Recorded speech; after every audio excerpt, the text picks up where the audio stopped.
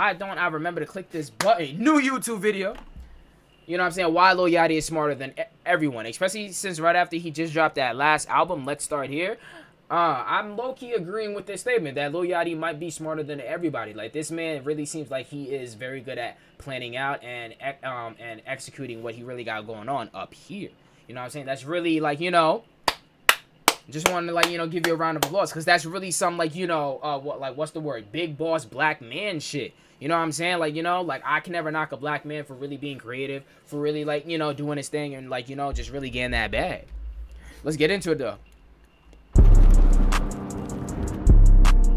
Now I'm gonna tell you a little story about why Lil Yachty is much smarter than most of these rappers out, because time and time again, for some reason, every time there's a popular snippet or a popular song that is unreleased, rappers just decide, you know what, I'm gonna let this snippet or popular song ride out until the hype dies down, and then I'm gonna release it, because then when the hype dies down, the hype will come right back up, right? And then people will, you know, have nostalgia of listening to the song again, and then I can finally make my money from it. No, that's not how it works, y'all. Especially with the internet, how fast things work, because Lil Yachty, as we all know, just dropped, actually, Genius, even though it's really not that genius. Most genius activities or intelligent people really do the simplest things that other people just look past. Most inventions or discoveries are right before your eyes. It's just, for some reason, humans, we like to overcomplicate things. And really though, when Poland But as I came was out, saying, bro, Lil Yachty like, dropped this song.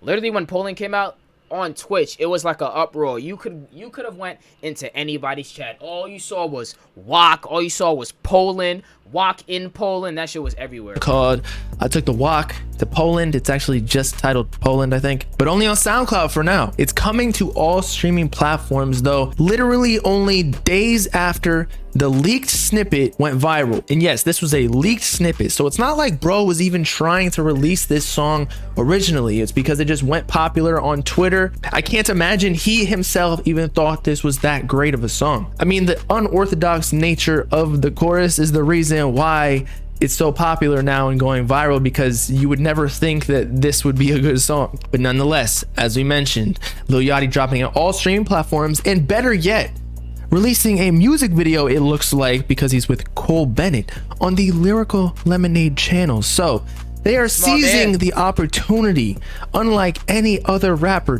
days after. Again, And literally, if you listen to his, you know, his latest album, Let's Start Here type shit, like, bro, you can hear that shit, like, bro, throughout the album, bro. Like, he's, like, you know, incorporating that shit into, like, a new sound of his. I fuck with that.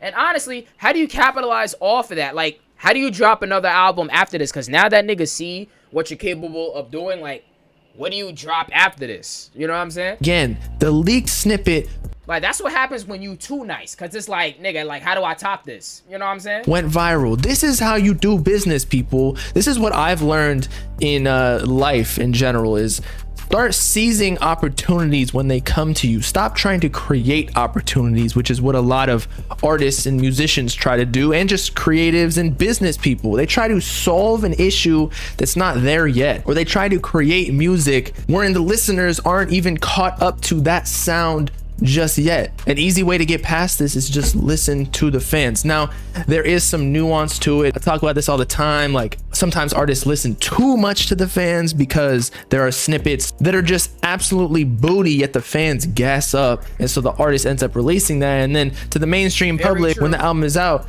nobody listens to it because it's like, nah, only very the fucking true, bro. Like, come on now. At mind. the end of the day, bro, these fans don't know what the fuck they talking about majority of the goddamn time. That's why you just need to let these artists and these creators, just let them create, let them take their time. Because when they take their time, bro, it's just chef's kiss. Perfect. Majority of people Perfect. who It comes out exactly how he wanted it to. It sounds exactly how he wanted it to, and it's just a banger. Pride you actually fuck with that music. That's the way it goes sometimes. But many a time, this is the reason why artists release snippets. It's gotten kind of out of hand more recently because too many people are dropping snippets and relying upon that marketing strategy. But when it does well, oh boy, can it be successful, like with Lil Yachty. But again, he didn't release his own snippet. It was leaked. And so likely, because this song is is so popular, and this music video will come out within the next couple of days, likely, with how fast Lyrical Lemonade and Cole Bennett move, and the song is already produced and mastered and whatever. It is going to get like 20 million views pretty much instantly within a day or two. Mr. Beast of the music industry, I like to call Cole Bennett. I just thought of that, but it makes sense. And why is Lil Yachty so much smarter than every other artist? I mean,